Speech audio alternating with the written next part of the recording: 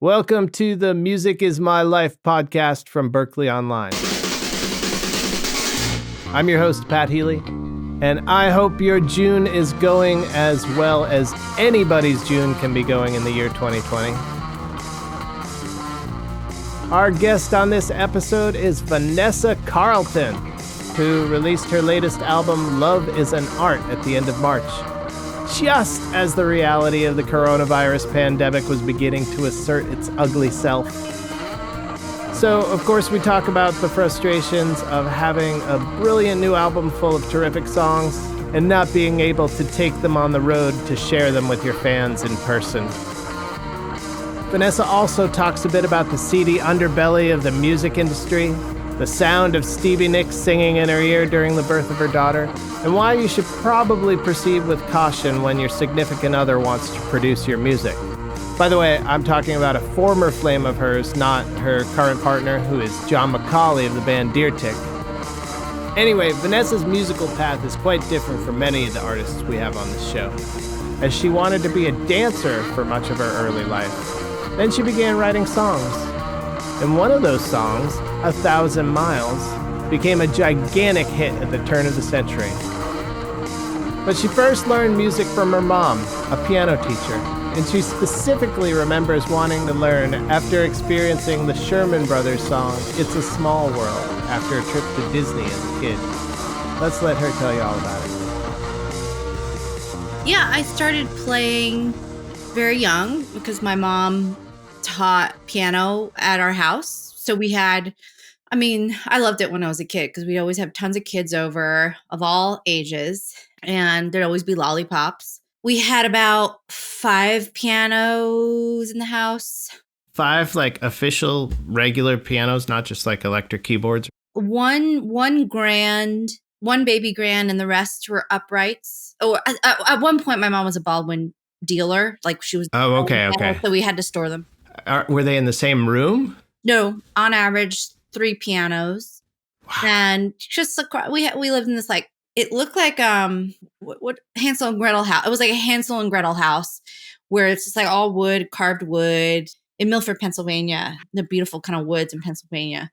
And it was sprawled out enough that you could have 3 students playing piano in the house at the same time and not go crazy. That was my start. And I would just start to join the class around 3.5, 4. Like my mom would let me sort of be with the big kids, and I get to sit and play a little piece for her. And then I would just sort of go upstairs and go back to watching TV or something. But And is that anecdote true about you having a real epiphany watching It's a Small World at Disney World? Well, I guess what happened was I came back from Disneyland and played It's a Small World on the piano by ear.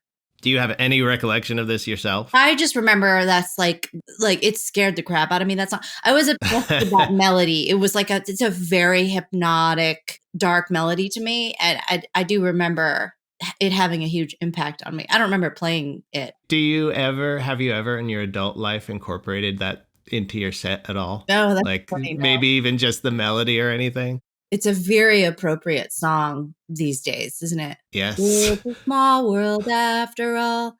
It's a small world after all. It's really about globalism, isn't it?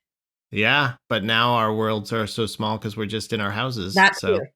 That's what do you remember about, just music grabbing a hold of you on a personal level and starting to really seek it out more? For me, music has always been a very visual thing. I've always been a dancer. So my thing was ballet, any sort of movement. But then I got really serious about ballet when I was 8. And it was always about moving to music. If it was the right music, it was I just remember dancing and twirling in my living room when I was a kid and using the fireplace as a mirror and just being so moved by music. But it was really about how one moves to music. My aesthetic was sort of shaped in a way by huge dynamic music where you have the big swells and then it shrinks down, and because that's the best stuff to dance to and move to. And I've always been drawn to shapes like that in music to this day. So when did you officially take lessons with your mom, or did you seek it out elsewhere, or were you just interested in music as an accompaniment to the movement? Yeah, my mom was my teacher until I started coaching with this woman, Vera Tishif, who was my mom's teacher. On the weekends, I would do that. When that was once I was in ballet school, though. Like I would take lessons with my mom once a week, maybe just to keep it up. But at this point, again, by the time I was like 8, I mean, I was taking dance classes like multiple times a week. By the time I was just turning 14, I had gotten into the School of American Ballet in New York City. So I had moved into a dorm room at Lincoln Center. They had this at 14. Yeah, they had this. They have this building in Lincoln Center called the Rose Building, where all the dancers. So, and then I would take piano on the weekends, just like a coaching, learning a lot of Grieg. I remember learning a ton of Grieg. But then I started writing songs. Things started to take shape where music started to become more on the front burner for me, where it was like I would rather do that than dance when I was like 16, turning 17. During this whole time, what were you taking in culturally more of? Were you taking in dance and going to dance performances, or were you also like going to pop concerts as a teenager? Or Yeah, that's a good question, because I like came up in a very insulated environment in terms of the art world, because if you're trained to be a ballet dancer, that's all you do, that's all you see, and all you see is like the repertoire of the company or the school that you're at. When I was 15, 16, it's like walking 6 blocks up on the Upper West Side was a big deal. Like leaving the dorm was like we're just like these little kids, like just obsessed with these classes and had buns all day, all night, until we went to bed. And so not until I was like 17 when I would start going to like tunnel, like I start going to clubs and stuff where I hear like dance music and stuff like that. But I didn't really go and seek out or see any musical shows. Like it was always coming from the live orchestra as part of a dance performance for the majority of all my high school. It's a good question, because I didn't have like the first half of my career as a musician, as a recording artist, I like didn't really have a community of musicians that I knew. And it's interesting too, because when you were all of a sudden thrust into that industry, I'd imagine most people I talk to have that moment where like, oh my God, like my song was played on the radio right after one of my favorite artists of all time. And right.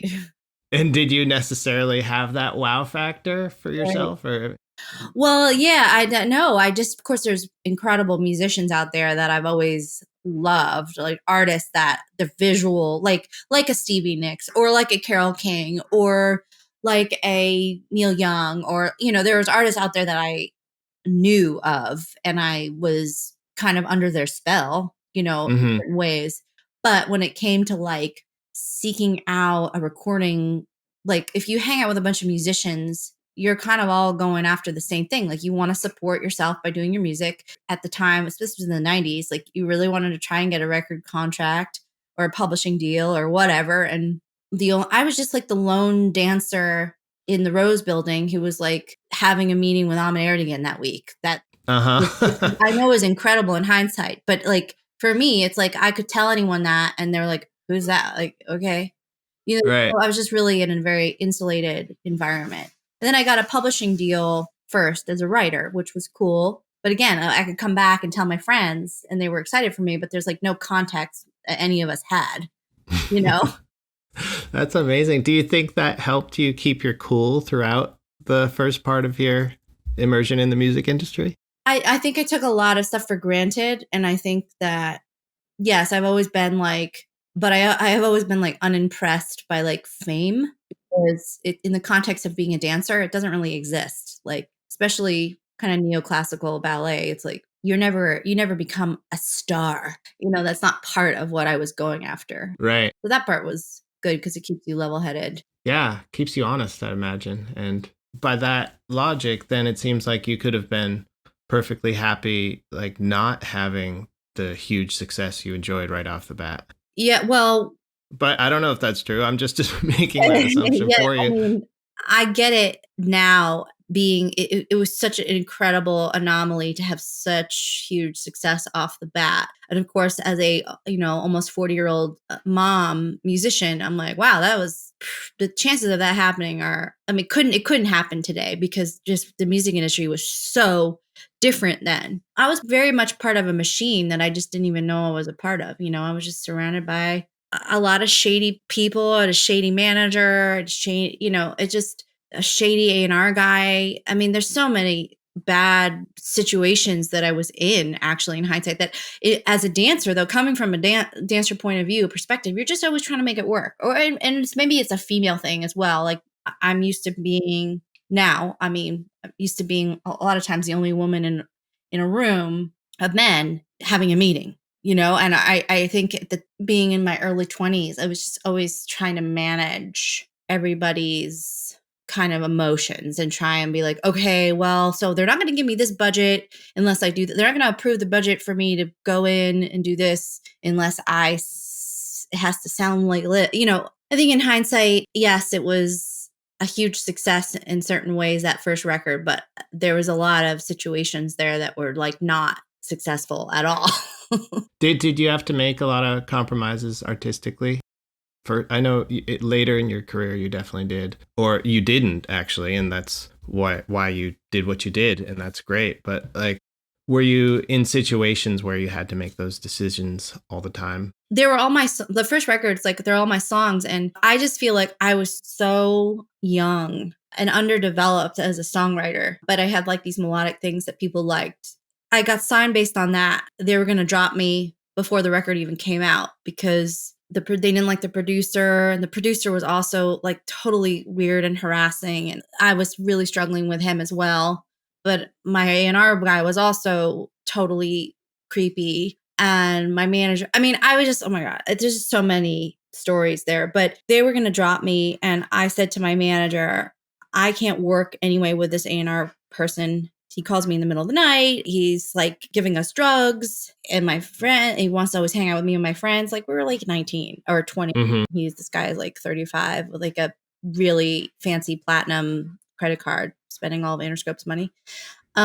And going to all these dinners and stuff. So would he just hand you drugs or just say like, yeah, but like, do you guys want to do ecstasy tonight? We were like, he was like this older A&R guy, just like, it was just me and my dancer friends. And I just gotten this record deal, and it was just like, he wanted us to do that with him. It was just so weird. But I said to my manager at the time, I don't want to work with this person anymore. I can't do this. I'd rather lose my record deal and not do this. And I said, I want to call a meeting with Jimmy Iovine. And this is all before my first record came out. So meanwhile, you hadn't seen the HBO documentary because it didn't exist. I'm guessing you weren't intimidated by him. Well, Jimmy always is intimidating because you always knew how much power Jimmy had, but he was also has an incredible reputation working with, like, he's worked with the greats, Tom Petty, Patti Smith, Bruce Springsteen, everybody. And I respected him a lot. But I wasn't scared enough of him, and that I wasn't going to call a meeting with him and be like, I can't work with your guy. My manager was not okay with that idea. He said to me, if you make this meeting, I'm not coming. Anyway, in the end, I did the meeting. I think my manager did come, just sat there, and I told Jimmy, and Jimmy, you know what? He was really awesome. He was like, has he touched you? Trying to really get down to like all the details of what had happened. I said, no, but I don't feel comfortable anymore. And he's calling me in the middle of the night now. He thinks this new song I wrote is about him. He's like giving him ecstasy. Like, I can't do this anymore. So I saved face too. I didn't tell him how much money I think this guy is spending on his card. And now as a 39-year-old, like, mom, and be like, can I just tell you how much this guy is spending of your Interscope money? But Jimmy handed me off to Ron Fair. So I didn't get dropped, and he handed me off to Ron Fair under the context of like, we don't know what to do with this girl. We're going to drop her unless you have an idea. And then so Ron had a great idea to have Interlude, which is now 1,000 Miles, be the single, and hired some of the greatest musicians. Lee Sklar played bass. I had Abe LaBoyle Jr. playing drums, string section, but there was a lot of dark moments in that too. Mm-hmm. We got to the end of it, and then the rest is history with that record, And then came record number 2, which I'd imagine is very difficult with all the expectations after such meteoric success. Yeah, I mean, I wish I had waited longer, and I wish I had taken Ron's advice, actually, which was like, so Ron's advice was, you can work with any producer in the world. Why are you working with your boyfriend? And at the time I was like trying to get away from, I knew that Ron wanted to do it again, and he was the president of my label, and I didn't want the president of my label to produce the record again. And there was a lot that I wanted to change, and there's so much I needed to learn, really. But I just ended up from one power control freak-ish guy to another one, which was then my boyfriend at the time, Stephen Jenkins, who was in Third Eye Blind. I just thought, well, I guess I'll just try this, and not knowing that Stephen wasn't really a producer either. Like, but anyway, my second record was just, it was just me. It's like, don't hire your boyfriend. I know, it's just so, yeah, I was 23 years old, 24 years old. And then Ron resented me because I didn't want to work with Ron anymore. And I chose Stephen over Ron. And then, you know, White Houses came out. They censored it because they didn't like that any part of it was about sex or anything. You know, there were moments of that song that were censored on MTV. So they stopped promoting that record. So it was like the classic sort of sophomore slump in comparison to the first. It led to one more record, me kind of squeezing it out with Stephen, one more, but it was also a pretty misguided idea on my end. Now, when you look back on that, Heroes and Thieves, the third album, do you at least take away, wow, you got to work with Linda Perry, and I imagine that was a good milestone. That was cool working with Linda. She really gets like these, like the Land of Lost Toys show up at her door. I'm sure she'll say that too. Like the lost toys come and they're like, what do I do? Like Ron, they sent me to her. Like labels will send artists to her who are like, I think on the verge of either being dropped or I don't know. She's a very healing person in many ways. It was nice to work with her. But at the same time, I was with Stephen at the time, you know, and he wanted credit to be an A&R. He wanted A&R the record too. And I had to sort of like, it was just very stressful in terms of the credits that he wanted. And I felt like I was managing a lot of stuff that I didn't know how to manage. And then I was able to get out. I got out of the system after that. When you look back on those collections of songs, you still draw from those for your set lists, right? Yeah, and there's some like really nice ones in there. And I would totally have a different approach to producing them and arranging them and things I can hear. I can't listen to a lot of them, but I just hear the guy that was working on it and his interpretation of it. And it makes me crazy. But it's like, Vanessa, you know, I'm no victim. Like I was wonderful about reflection. It's like you can take responsibility for, even though you're young, you can forgive yourself. But I take responsibility for those decisions, you know? Mm-hmm. Well, it's interesting you mentioned that because for some reason I see that relationship from way outside, obviously, and imagine him as sort of a predatory person. I mean, he was how much older than me? I think he's 18 years older than me. The fact that my dad didn't get on a plane, he was wanted to get on a plane and fly to California and actually kill him. I wasn't even really close to my parents at the time. Like there was a total rift in my whole world because of being with, it's very classic. It is very classic, predatory, womanizing, gaslighting situation. 100%. You know, he was with other women. I mean, a year in and he started like, you know, with tons of other women I didn't even know about. But like, I didn't know the definition of gaslighting until like a couple years ago when I heard it. And I was like, what does that mean? Because it's like, it's very confusing when you're with an older man or older, you know, I guess this doesn't necessarily have to be a male-female situation, but an older man where they're like really propping you up in certain ways, but then like taking you down in other ways, you know, like you should be the big this is that, or you're the only one that can do it like this. Like, why don't you read the newspaper? Like, it's really stupid that you don't read the news. Or there's always this idea of like, he'd always say like, you can't produce your own stuff. Like, you're not that. You're not a producer. I love when people are like, you're not a producer. Well, meanwhile, like they're not either, you know? Right. I was just reading an article that you just wrote the very first and last song about that whole situation. Yeah. The canary in the coal mine. Yeah. Poor little canary in the coal mine. I was writing this record with Tristan, my songwriting partner on this, which I've never really had before. And my brother had told me what a Miners Canary was. I was like, what is that? I looked up all the images and I was like, oh my God, this is a song. And then I told Tristan about the situation and I was like, I don't really want to write about that. She really pushed me to. She was like, yeah, you should write about that. This is what this is. I was Yeah. like, okay, fine, but that's the end of it. Do you feel a great release having written that? Like, wow, that chunk has been dealt with artistically. Mm-hmm. Now I can Mm-hmm. cut it off or Mm-hmm. something. Mm-hmm. Yeah, well, it's forgiving the younger me. Like, it's forgiving her for being so stupid. Like, I always feel like, Vanessa, you're so stupid. Everybody sees on the outside what's happening, but you can't see it. You have to arrive at your own stuff. You have to arrive at your own revelations, you know? Well, it's good, though, that you've finally forgiven yourself, and I'm sorry it took so long to get there. Well, you know, it's growing up. We all make mistakes. Yeah.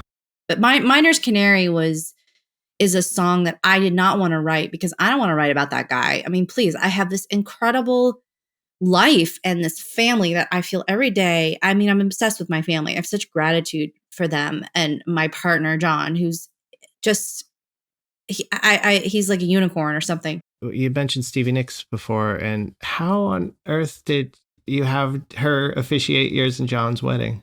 Going back to Jimmy Iovine, really Jimmy is who introduced us in a way. Like, because Jimmy gave Stevie my first record. This was like in 2003 or 2004. And then coincidentally, Stevie and I were in the same, we were at Record Plant together. We were working on stuff. I was working on my second record and she was like editing some live TV thing with Lindsay. I met her at that studio. And then a few months later, once the record came out and like my record, quote unquote, flopped. Like, this is back in the day. There's no streaming, right? So it's like, did you hit the number in the first week? Oh, she didn't. It's a flop, you know? And I was like so sad. And I was like, oh, okay. Then Stevie calls me and she's like, do you want to come out and tour with me? Open the tour. And I was like, oh my God. Like, Stevie has always, she just knows when you need her. That's when I really got close to Stevie. I would say like 2005 when we started touring together. And she's one of the most, if not the most important relationship in my life in a way, because she's traveled this very unique road. Like, she was there, for instance, when I was in the middle of having my child, like, cut out of me in a C-section. Like, she's there singing to me in my ear, holding my hand. You know, we are very, very close. She's one of my best friends. So yeah, when I met John and we decided not to have a wedding, and I just asked her, because I spend it usually every Christmas with her. I was like, well, this Christmas I'm going to bring John along. Like, could you officiate it? I think there's some website you go to get like a card. She was like, yes. Oh, that's great. So then we go on to album number 4, Rabbits on the Run. You have this way of looking back on hindsight at all the other albums with 2 and 3 not being so fond. What is your takeaway from Rabbits on the Run? Oh, it was just like what I always imagined making a record would be. It really stems from this relationship and friendship with Patrick Callahan. Once I left the labels and I was just basically just completely starting over, and I was like, I want to make my dream record. I'm going to make it. I'm just going to go for it in every element, every angle on this record. I'm just going to go for the dream that the vision that I have in my head. I'm just going to go for it. I want a children's choir. I'm going to go for it. I want this to be recorded on tape no matter what. I'm going to go for it. I'm going to find Steve Osborne, my dream wizard producer. I'm going to go for it. Patrick Callahan's my favorite drummer in the world. I'm just going to find his email and email him, you know, like all that stuff that takes so much courage to like, and audacity, you know, in a way. So I reached out. We were represented by the same business manager, actually, My Morning Jacket and me. So I got to connect with Patrick. I don't know if he knew who I was at the time. Which I really was hoping that no one knew anything about me. I really want to feel like a new artist. I want to start over. So I sent him some of my shitty GarageBand demos, and the beginning of Rabbits on the Run started there. He loved it. He wanted to work with me, which gave me such confidence. Then from there, I met Steve Osborne, which was a whole other story. But I met him randomly at a party in the middle of the English countryside at my friend Katie Tunstall's house. Wow. Which is a whole other story. But yeah, so that was the beginning of Rabbits on the Run. And in my opinion, the beginning of my real career, like a sustainable, incredible journey of exploration and creativity. That's what I'm in right now. It's interesting. I just spoke with Lisa Loeb. She talks about Stay, her biggest hit to date, as, you know, a lot of her friends had like a big, huge hit, and some of them, it made them kind of bitter and stuff, but she has come away with kind of a healthy relationship about it. Just like, well, it's my introduction to people. And if it still brings people into my concerts to hear my current material, then that's great. It sounds like you had, I guess there's growing pains to get to that point. And it sounds like around Rabbits on the Run, you were basically like against the prior part of your career. Is that right? Oh, well, because I felt so boxed in. But I would still play 1,000 miles, like when I toured Rabbits on the Run. At the time, too, though, I was on with another manager who was also just turned on me, like so inappropriate. I ended up signing a non-disclosure agreement and getting out of, I can barely talk about it because of the contracts that I signed. But I did tour on Rabbits. I was able to like squeeze out this very strange tour I was on, opening for another artist. Because my manager at the time, like he didn't want me to, he was managing a huge pop band and he did not want me to make Rabbits on the Run. He wanted me to do like work with a Swedish dance producer. I think the tour for that record was like not very well thought out, or not a lot of energy was put into it. Not like my manager now, who's like so awesome. And so anyway, long story short is, I would play 1,000 miles, but I would play it like, which I kind of do. I wasn't going to do for this tour for Love is an Art, which right now is rescheduled, but I play it first. Try and get sort of like get it out of the way. And then like sort of just be like, okay, are we ready? Are we ready? People always stay. I mean, it's a test. It's a test for people that aren't like the real fans who've been following, and the people that are just like either nostalgia people or they just want to get drunk and karaoke to that song. They're all welcome to the show, but I control the order. So if we're going to start out with that, I think that's a nice way to just sort of like relieve people from waiting for it, and then people can just sort of enjoy whatever's going to happen next. That's a great approach. Was it on the Rabbits on the Run tour that you came up with that approach? You know what? Actually, I think it was like toward Liberman was when I really did that every night. And it was Rashawn's idea. I mean, with Liberman too, the next record, like that was a moment where we'd had a meeting about whether we're going to submit this record with no name on it or I'm going to change my name. Yeah, I mean, that album does definitely strike me as this is a new start. Yeah, it was just like a new... What were you considering calling yourself? I don't know. But you could have called it Liberman. You could have called yourself I could be Liberman. Liberman would be cool. Everyone pronounced it wrong, but that's fine. Liberman could totally be my artist name, which would be pretty rad. But it can be frustrating for someone like me who had a song out 20 years ago, almost 20 years ago, that was such a big song, that is such a defining song for a sound. Like this came out in the early 2000s. So the record industry was still selling records. Like you could release a song and it would have like a bigger impression on pop culture in a way, because there was like smaller avenues to get songs out. For instance, if you have like go to the Vanessa Carlton, and I haven't done this, my parents have, but like Pandora Vanessa Carlton channel, like any sort of like algorithm thing for me is like totally off because it's from the early 2000s. So like I would group with anyone who came out with a song then, it was like a big successful song, meaning like a top 10 song in 2002 is going to be my algorithm. That's how streaming works. So for me, I have to just ignore that and just pretend like that's not happening. And hopefully people that do want to kind of check out my music, I'm just hope that they won't be influenced by that, because it doesn't sound like that. Whatever. That's something I just have to like deal with and not complain about too much. And sometimes every now and then when I'm feeling down, I'll text Rashawn, my manager, about like, what do we do about that? Like, how do I like, and he's like, Vanessa, there's nothing you can do. You just have to just continue working. Like in any way we can, you're controlling the past. So around what time in the timeline did you move to Nashville? Halfway through Liberman, we finished it here with this producer, Adam Landry. The majority of the record was done with Steve Osborne, but we ran out of money. I couldn't keep going back to England to do it. So we finished it here in Nashville. I met through my husband, John McCauley, was working with Adam Landry. He was brilliant. So I finished it here in Nashville. We rented an Airbnb. I just loved it here. Again, remember early on in this interview, I was talking about like I didn't come up with a community of musicians because I was a dancer, but the community of musicians is Nashville. Like you go anywhere, there's like 6 people in the restaurant, the bar, the farmer's market, whatever, that John knows all the musicians here. I'm like, this is crazy. And John is a pretty quiet man. He was living with me in my apartment in New York, and he just seemed like sort of happier in Nashville. I was like, do you want to like maybe we should consider like maybe living here, And he was like, sure, that'd be great. I was like, do you like New York? And he was like, not really. And I was like, well, why didn't you tell me this? Like, so we found a little cabin or a little bungalow here, and we moved here like a little while after Liberman came out. Yeah. That's great. When you recorded with Steve Osborne, was that in Bath? Yeah. Well, he lives in Bath, but the studio is Peter Gabriel's studio is called Real World, and it's actually in Box, which is like 20-minute or 15-minute drive from Bath. Robin's on the Run and Liberman were done in Real World Studios. Oh, cool. With Steve Osborne, and then part of Liberman was done in Nashville with Adam. Right. Yeah. So tell me, you wrote, apparently you did the unsolicited GarageBand demos to Dave Fridman as well, right? Yeah. And that was, again, Rashawn, who's just such a great manager and someone so fun to work with. It's like, he's so down to earth too, Rashawn. And I was like, what do we do? Like, I don't know if Dave Fridman's going to have any interest in working with me. But do we know someone like an agent that he has or a manager? And he was like, nope, what we're going to do is we're going to go to his website and you're just going to send me the demos and we're going to send them to the email address on the website.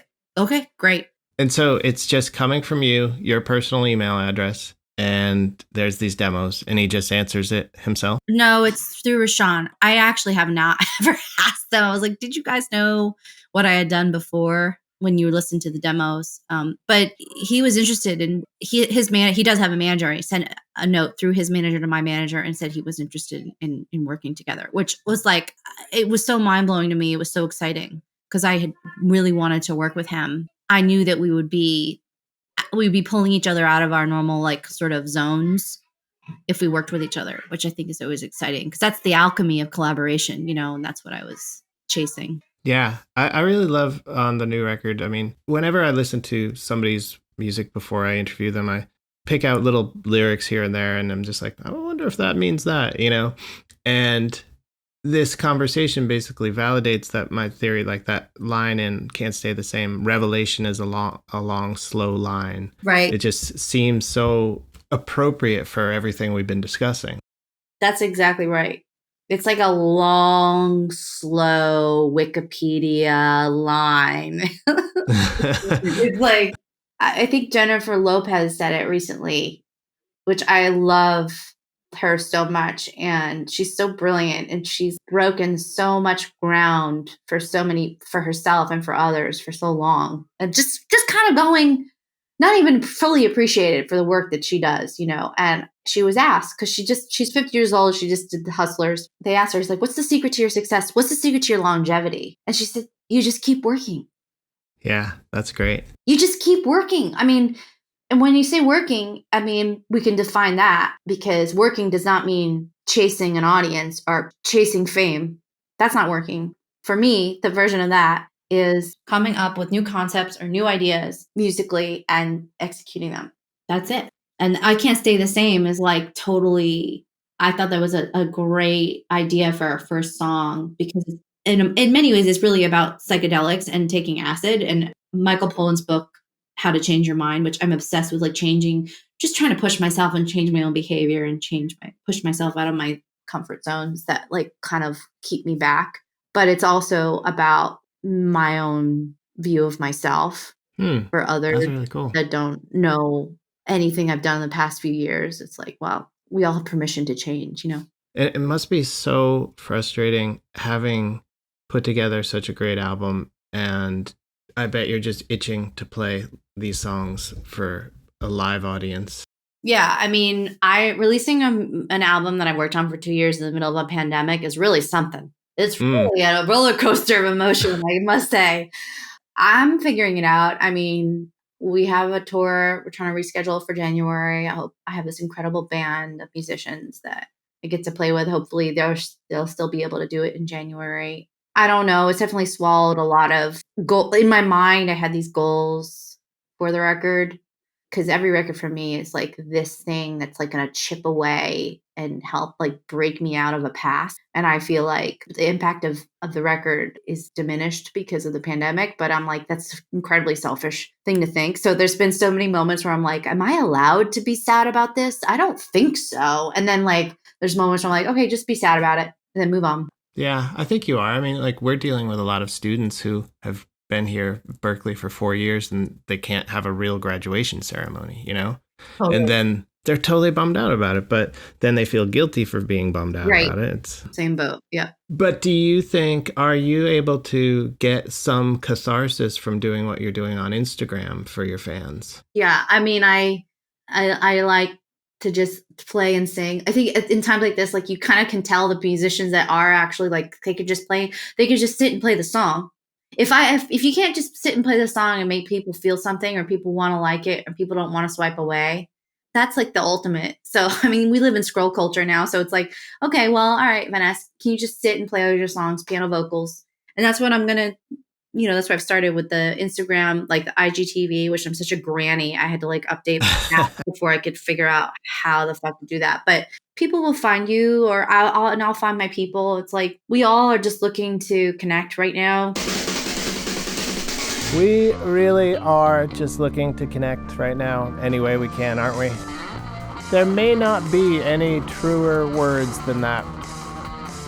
And I'm very, very grateful to be connecting with you, dear listeners. Thank you so much for listening. And as a way to express our gratitude, we here at the Music Is My Life podcast would like to offer you $100 off any Berklee Online course. All you got to do, go to musicismylifepod.com and redeem the offer. That's it. There's also a link to all sorts of free resources. So check it out, musicismylifepod.com. Much gratitude also to all the people who helped make this podcast possible. This episode was edited by Talia Smith, mastered by Jose David Vindis Mora. All visual assets coordinated by Mike DeBenedictis. Social media by Brooke Larson. Web assistance courtesy of Mark Thomas, Steve Zimmerman, Joe McDonough, and Chris Keene. I wrote and recorded the Music Is My Life theme song, but the expert remixing comes courtesy of Lily Dickinson. Special thanks to Gabriel Reifert-Cohen, Jari and Ashley from Press Here, and thanks again to you for listening. It really means a lot. Take note to join us on Monday, June 22nd for special guest Janet Billig-Rich. She is a music supervisor, music manager. Formerly, she managed Nirvana. She's pretty much done everything in the music industry. Stay safe, everybody. We'll talk soon.